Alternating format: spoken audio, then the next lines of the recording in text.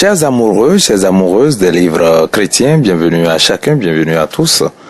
Nous nous retrouvons encore pour un autre livre. Ceci, ce n'est vraiment pas un livre, il s'agit d'un enseignement donné au cours d'un séminaire organisé par le Centre charismatique Parole Vivante. Où se trouve ce centre, nous ne le savons pas, mais nous pensons peut-être que cela se serait passé en Afrique, plus précisément en Afrique de l'Ouest, au Bénin. L'auteur donc de ce document précise que le Centre charismatique pour la parole vivante est un centre de formation et de diffusion de la parole de Dieu. L'auteur, c'est bien entendu le serviteur de Dieu, Landry Bongo. Landry Bongo donc a écrit ce manuscrit que nous allons partager avec vous. Mais avant de continuer, j'aimerais également dire que ce livre est strictement réservé aux personnes adultes. Ce livre n'est pas permis aux moins de 18 ans. Spiritualité et sexualité, c'est le document que nous allons ensemble lire. Je vous l'ai dit, ce document émane d'un serviteur de Dieu appelé Landry Bongo. Et nous commençons. 1 Corinthiens 1, du verset 3 au verset 8, qui dit ceci. Que la grâce et la paix vous soient données de la part de Dieu notre Père et du Seigneur Jésus-Christ. Je rends à mon Dieu de continuelles actions de grâce à votre sujet pour la grâce de Dieu qui vous a été accordée en Jésus-Christ. Car en lui vous avez été comblés de toutes les richesses qui concernent la parole et la connaissance. Le témoignage de Christ ayant été solidement établi parmi vous, de sorte qu'il ne vous manque aucun don, dans l'attente où vous êtes de la manifestation de notre Seigneur Jésus-Christ. Il vous affermira aussi jusqu'à la fin, pour que vous soyez irréprochables au jour de notre Seigneur Jésus-Christ. Dans ce passage, nous voyons l'introduction de Paul dans son premier livre aux Corinthiens. Paul rend continuellement des actions de grâce pour la grâce que Dieu a accordée aux Corinthiens. Il s'adresse à l'Église et une Église est constituée de familles. Ces actions de grâce sont aussi pour les familles qui composent l'Église. Les Corinthiens ont été comblés par les richesses de la parole et de la connaissance. Il ajoute que le témoignage de Christ était solidement établi en eux, en sorte qu'il ne leur manquait aucun don dans l'attente du Seigneur. Dans 1 Corinthiens 12, Paul va citer 9 dons spirituels qui étaient présents dans l'église des Corinthiens. L'église avait eu la grâce de recevoir les éminents serviteurs de Dieu de son temps, au point où certains se réclamaient de l'un d'eux. 1 Corinthiens 1,12. Je veux dire que chacun de vous parle ainsi. Moi, je suis de Paul, et moi d'Apollos, et moi de Céphas, et moi de Christ. Les Corinthiens ont été enseignés par Paul, Pierre et Apollos. C'étaient les éminents serviteurs de Dieu de leur époque. Chacun d'eux a apporté sa grâce et a impacté l'église des Corinthiens. Sur le plan spirituel, cette église était au top. Quand on considère toutes les églises du Nouveau Testament, cette église est la plus spirituelle de toutes. Si l'église est la plus spirituelle et que l'église est composée de familles, naturellement ces familles seront elles-mêmes très spirituelles. Le témoignage que Paul rend de l'église de Corinthe, il ne le fait à aucune autre église. Ceci montre le caractère spirituel de cette église. Bien que cette église soit la plus spirituelle, elle sera aussi l'église dans laquelle Paul aura à gérer le plus de problèmes liés au sexe. La spiritualité des Corinthiens ne va pas empêcher les problèmes de sexualité qui vont s'y poser. 1 Corinthiens 5.1. On entend dire généralement qu'il y a parmi vous de l'impudicité, et une impudicité telle qu'elle ne se rencontre pas même chez les païens. C'est au point que l'un de vous a la femme de son père. Parmi les Corinthiens, les gens très spirituels, il y avait des problèmes sexuels en général, mais aussi une particularité qui dépasse l'entendement humain. Un homme avait pris la femme de son père dans l'église. Tous les éminents hommes de Dieu qui sont passés ont enseigné la parole de Dieu et ce qui concerne l'esprit. Mais aucun d'entre eux n'a enseigné sur la sexualité. Il a fallu qu'il y ait des dégâts pour que Paul se lève pour régler et parler de la sexualité. C'est pourquoi nous pensons que l'Église étant constituée de familles, il est impérieux pour nous d'enseigner les couples aussi sur la sexualité pour ne pas venir tels des médecins après la mort pour régler les problèmes qui vont certainement se poser. L'Église est l'une des rares structures qui prône la fidélité dans le mariage. Or, les statistiques montrent que la première cause d'infidélité dans les couples est liée au sexe. Les gens sont infidèles à leur conjoint à cause de l'insatisfaction sexuelle, la rareté et l'absence des relations sexuelles. Bien-aimés dans le Seigneur, il ne suffit pas de rester devant le pupitre et dire aux gens d'être fidèles sans pouvoir les accompagner et leur enseigner pour qu'ils puissent s'épanouir sur le plan sexuel. Avec les Corinthiens, l'Internet n'existait pas. Donc très peu de gens étaient informés en profondeur sur les avantages et les bienfaits du sexe. Cela n'a pas empêché les problèmes de sexe dans les couples. Aujourd'hui, nous sommes à l'ère des nouvelles technologies de l'information. Nous avons Internet, les médias et plusieurs canaux qui parlent des bienfaits du sexe. La plupart des gens ont l'information sur ce qu'est une vie sexuelle épanouie. Si nous fermons les yeux sur ce qui se passe, en laissant le Saint-Esprit faire tout, comme le prônent certains, nous risquerons d'être surpris plus tard. C'est pourquoi nous devons en parler. Être spirituel n'empêche pas la sexualité si vous êtes marié. Le sexe est le seul plaisir de la chair que la Bible autorise pour des personnes mariées. Le sexe est aussi le seul canal établi par Dieu pour la procréation. Si nous les chrétiens, nous n'en parlons pas, le monde va nous l'enseigner en empiétant sur les principes bibliques. Comme chrétiens, nous devons enseigner les chrétiens sur comment être sexuellement épanouis sans aller contre la volonté de Dieu. Paul était célibataire et avait choisi délibérément l'être à cause du royaume de Dieu. Donc, il n'était peut-être pas qualifié pour enseigner la sexualité aux Corinthiens. Mais lorsqu'il y a eu des problèmes, il était obligé de les régler. S'il avait enseigné la sexualité, peut-être qu'il y aurait eu moins de problèmes sexuels dans l'Église. S'il n'était pas qualifié pour le faire, il pouvait tout au moins inviter une personne qualifiée pour le faire. Bien-aimés dans le Seigneur, la réalité est là et il ne faut pas se voiler la face. C'est pourquoi de tels séminaires sont conçus périodiquement pour enseigner et rappeler aux chrétiens qu'on se marie aussi pour le sexe. Dans le mariage, le sexe est comme l'arbre qui cache la forêt. Aucun couple ne sonne la trompette pour dire qu'il va pratiquer le sexe. Tout le monde sait que tout le monde le fait. Mais les conséquences de ce qui se fait en cachette peuvent empoisonner la vie du couple. Nous allons finir ce message introductif par le témoignage d'un couple chrétien marié il y a quelques années. Il s'agit d'un jeune chrétien pieux et puceux qui s'est marié avec une sœur pieuse et vierge. À l'église, on leur a enseigné la chasteté avant le mariage. Ils ont obéi et l'ont pratiqué. L'homme est un fils de pasteur. Ils se sont mariés à Cotonou au Bénin et ils sont partis en lune de miel à Lomé au Togo. Pendant 3 jours, l'homme n'arrivait pas à avoir des rapports sexuels avec sa femme parce qu'il ne trouvait pas le passage. La femme étant vierge et l'homme n'a jamais été enseigné sur comment procéder dans ce cas. Il ne savait à qui s'adresser. C'est alors que 3 jours après, un frère l'a appelé pour avoir les nouvelles. Il a répondu que tout va bien. Le frère a poussé la curiosité de demander « Est-ce que tu as trouvé ton chemin ?» Il a répondu non. C'est alors qu'il lui a conseillé d'aller en pharmacie et d'acheter vaseline. C'est ce qu'il a fait et il a forcé le passage. Après avoir enfin atteint son but, il a pris peur à cause de la quantité de sang qu'il a vu. Il se demandait s'il ne fallait pas amener sa femme à l'hôpital. Bref, ce témoignage nous montre que ce couple était spirituel, ce qui est une bonne chose. Mais le fait de ne rien savoir de la sexualité a failli causer un problème chez la femme. En forçant le passage ou en brutalisant sa femme vierge, cela aurait pu causer un traumatisme et laisser des blessures sur la femme. Cela pourrait constituer un problème à la longue pour le couple. Lorsque l'homme sera bien rodé, la femme garderait les séquelles et ce sera un problème pour ce couple.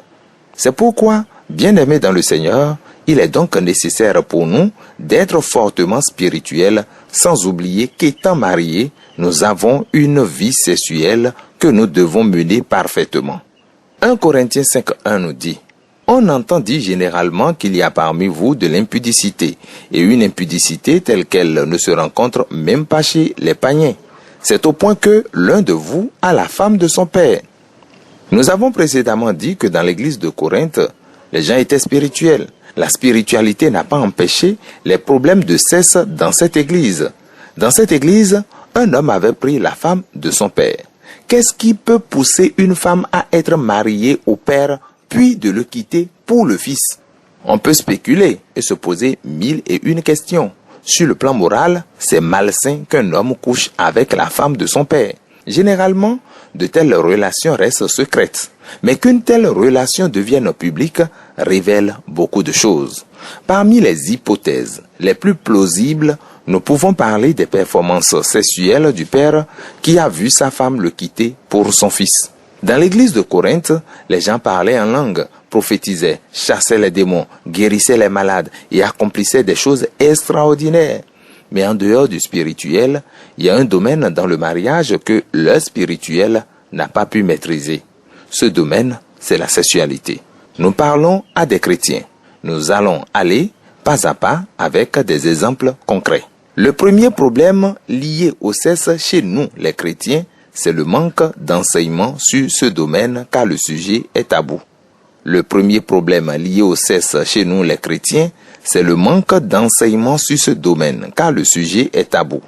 Le deuxième problème est que nous avons tous misé sur la prière en croyant que la prière peut tout régler et peut tout faire. Il y a des choses qui relèvent de notre responsabilité, mais pour lesquelles nous préférons prier au lieu d'assumer notre responsabilité. 1 Thessaloniciens 5.17 dit « Priez sans cesse ». La Bible dit de prier sans cesse. Cela ne signifie pas de prier pour tout. Un chrétien qui vient de se marier et qui se retrouve dans une chambre avec son épouse légale et légitime n'a pas besoin de prier, mais plutôt d'accomplir son devoir. Si cet homme a vu son fils lui arracher sa femme, c'est certainement parce que le fils satisfait mieux la femme que lui. Naturellement, la femme s'accroche à un homme qui le satisfait au lit. La satisfaction sexuelle a conduit cette femme à briser les barrières morales et même le fait d'être chrétienne pour vivre son amour sans se préoccuper du qu'en dira-t-on.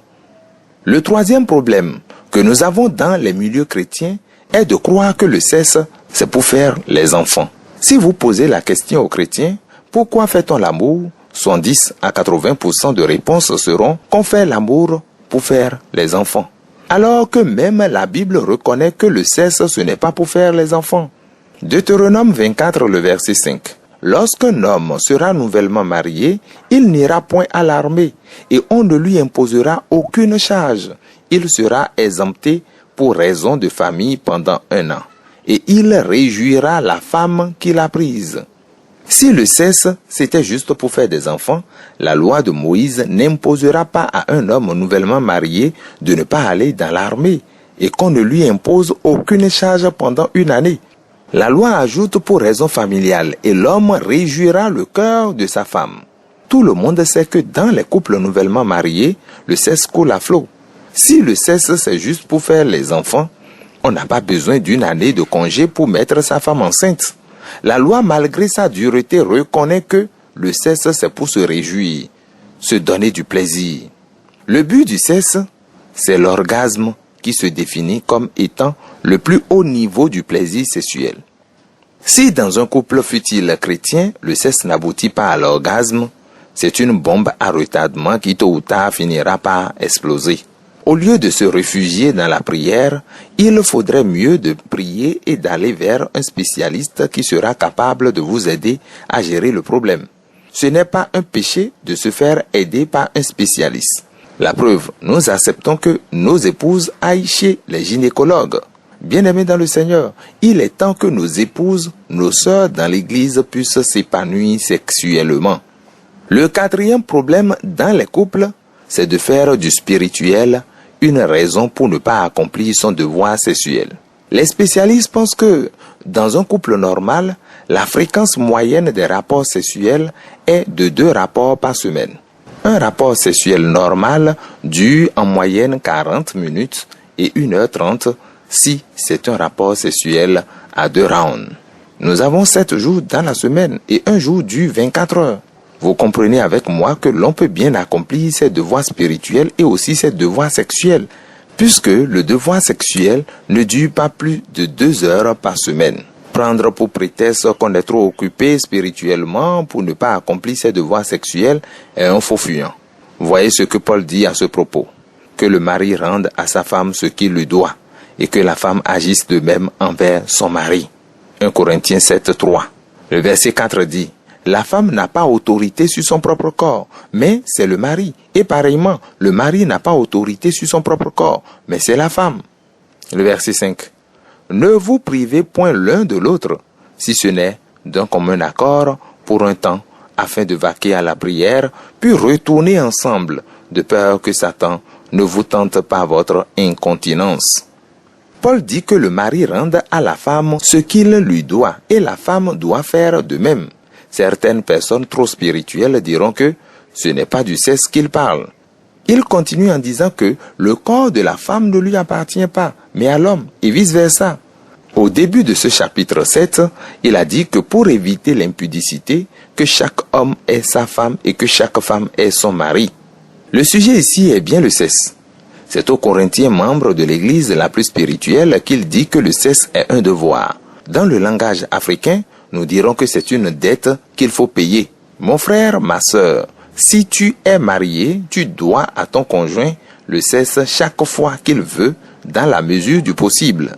Si tu veux jeûner ou faire une retraite spirituelle sur plusieurs jours, il faut parler avec ton conjoint. Et ensemble, vous allez vous entendre. Dieu ne te demande pas de punir ton conjoint et de le priver du sexe pendant plusieurs jours pour jeûner. C'est Dieu qui a institué le mariage. Il connaît l'importance du sexe dans le mariage. Le sexe est une bénédiction que Dieu a donnée à l'homme dans le mariage. Je vais m'adresser aux hommes et surtout à nous les serviteurs de Dieu. Nous aimons la prière, le jeûne et nous fournissons beaucoup d'efforts pour l'œuvre de Dieu. C'est très bien. Seulement, le ministère ne doit pas passer avant notre famille. Pour éviter de pouvoir gérer famille et ministère, Paul avait décidé de ne pas se marier. C'est pourquoi il partait pour de longues missions, de plusieurs mois, voire plusieurs années. Si tu es marié, tu n'es pas Paul. Ne fais pas comme Paul. Il y a un serviteur de Dieu qui aimait Dieu et les retraites spirituelles. Il pouvait quitter la maison pour rester 1 mois sur la montagne pour prier. Il ne demandait pas l'avis de sa femme. Il peut se lever et dire « Dieu m'a dit d'aller sur la montagne ». Un jour, pendant qu'il avait reçu un étranger chez lui, il se leva pour aller sur la montagne pour prier. Il revint 2 semaines après. Et lorsqu'il voulut faire l'amour avec sa femme lui dit clairement qu'il ne sait pas faire, que son étranger est meilleur que lui. Ce couple a commencé à avoir tous les problèmes du monde. Cela a conduit même au divorce, au point où le ministère de ce pasteur a été détruit. Il a été trop spirituel et a fini par perdre et le ministère et son mariage. Voici un témoignage récent en ce temps de confinement. Un serviteur de Dieu très occupé par le ministère accumulait des mauvaises performances sexuelles avec sa femme. La raison qu'il utilisait pour se justifier, c'est la fatigue. Le ministère le fatigue trop. Avec le confinement, l'église est fermée. Il est plus souvent à la maison. Il doit être plus performant puisque le ministère ne le fatigue plus. Dans le confinement, il continue d'aligner des mauvaises performances jusqu'à se rendre compte qu'il a un autre problème. Il souffre de la faiblesse sexuelle. Il en souffrait depuis longtemps, mais il s'est servi du spirituel comme un prétexte pour justifier ses piètres prestations. Bien-aimés dans le Seigneur, comme chrétiens, nous prônons l'excellence en toutes choses. Cette excellence doit aussi être sexuelle, sinon l'adultère gagnera du terrain dans nos églises. Ce n'est plus un secret de polichinelle que l'adultère est entré dans l'église. Si nous n'amenons pas l'excellence sexuelle, l'adultère ira grandissant et nous perdrons les acquis spirituels. Chrétiens mariés, Dieu nous appelle à réjouir le cœur de nos épouses, non pendant la première année de mariage, mais pendant tout le temps que durera le mariage. nous devons nous accorder de temps en temps des moments de réjouissance sexuelle avec nos conjoints pour pimenter le mariage. Bien-aimés dans le Seigneur, nous allons nous arrêter là pour ce qui concerne cette première partie du livre, sinon de l'enseignement, spiritualité et sexualité.